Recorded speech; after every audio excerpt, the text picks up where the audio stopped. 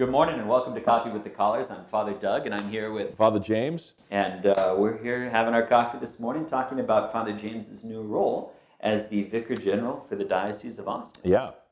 So Father James, could you start by telling us a little bit about what exactly a Vicar General is? Sure. Well, I'll tell you what, let's start with this. Father Doug, why don't you bust open your handy Code of Canon Law and why don't you read it? Father Doug has ferreted through the Code of Canon Law and found us the exact and most precise explanation of a Vicar General. So Father Doug, starting with what canon it is, why don't you read it for us? Well, it's Canon 475, which is in the part of the canon law that talks about how the church is governed and how a diocese is governed. And it says here in this canon, a Vicar General is to be appointed in each diocese by the diocesan bishop. He is to assist the diocesan bishop in the governance of the entire diocese and is endowed with ordinary power according to the following canon. All right, so I think what that means is that I'm going to be working down with the bishops. I actually started this week. Monday was my first day, and it was actually Martin Luther King Jr. Day, so it was a holiday. So then I was in working on Tuesday and Wednesday and for the rest of the week, and I'm starting to learn about all of the things that go along with the diocese. As you all know,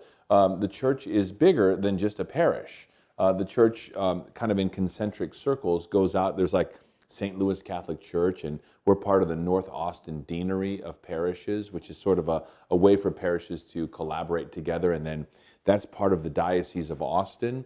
The diocese is actually a term that came from the Roman Empire, and it was like a geographical region. Yeah.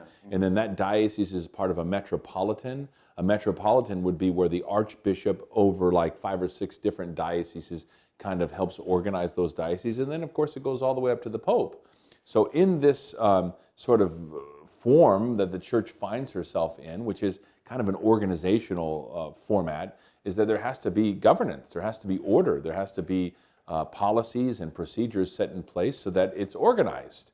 And that's what the bishop is responsible for, and he asks the Vicar General to help him do those things. So when you think of Vicar General, Padre, as just a priest in the diocese, what do you look for from the Vicar General as you're going about your business as a priest?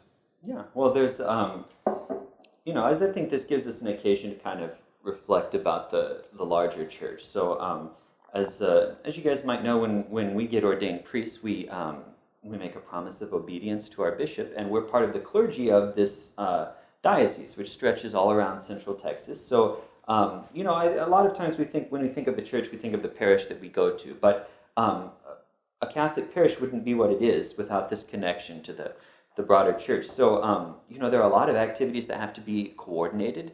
There are a lot of resources that have to be pooled. I think part of your work, Father James, is kind of organizing those ministries that the diocese has, right? That kind of support all the different parishes. Yeah, down to the diocese, they have like 7 major departments, and these are called secretariats, and there's a person who's the officer of that secretariat, and then they have 10, 15, 20 employees beneath them working in that department. And so my responsibility is going to be to work with those secretariats to get them organized and stay focused on this singular mission of making disciples, which is, of course, the whole purpose of the church. And so they need someone to help them keep that focus, and that's what my role is going to be. The role, actually, the position is 2 different positions. Vicar General, which is the person who is asked by Bishop Vásquez through canon law to help him govern the diocese in kind of an official capacity, and then the moderator of the Curia. The moderator of the Curia is essentially a fancy word for saying the chief operations officer for the day-to-day operations of the diocese. So I'll be working with all of the employees down at the diocese, and I think it's going to be a great opportunity because as a pastor, I, of course, know what's going on here at the parish.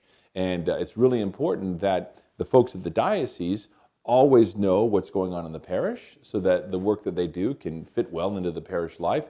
But it's also, I think, important, as Father Doug says, that the parish realizes that there's something bigger than just the parish.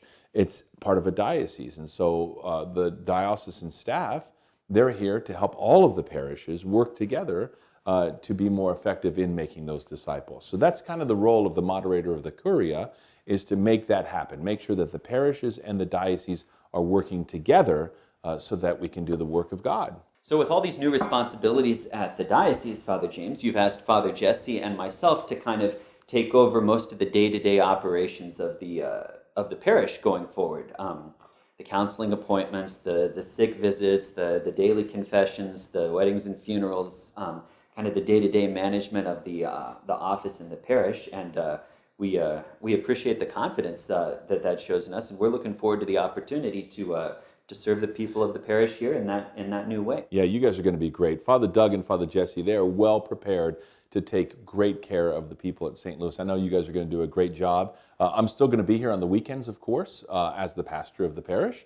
And I'll be here some evenings. And then when I'm down at the diocese, if there's a 3 or 4 hour break where I can sense that I'm not needed down there, I'll just run over here. It's just 5 miles away. I'll come back over here and see what's going on at the parish and say hello to the staff and say hello to the parishioners. So this is going to be a great chance for Father Doug and Father Jesse to take on these new responsibilities, and it's going to prepare them to be future pastors as well. So take care of these guys when they're working here every day. Pray for them, support them, and know that they're here for you. And with the great staff that we have here at St. Louis and these outstanding associate pastors, things should just continue going as they are, and we shouldn't skip a beat. Of course, another thing that this will mean for us going forward with Coffee with the Collars is that it's going to have to become a little bit less frequent with all of. But we're not stopping it. All the new responsibilities. That's right. So still be subscribed and be on the lookout, because on Friday mornings we'll still be coming together and drinking coffee and talking about all things of interest to the spiritual life, but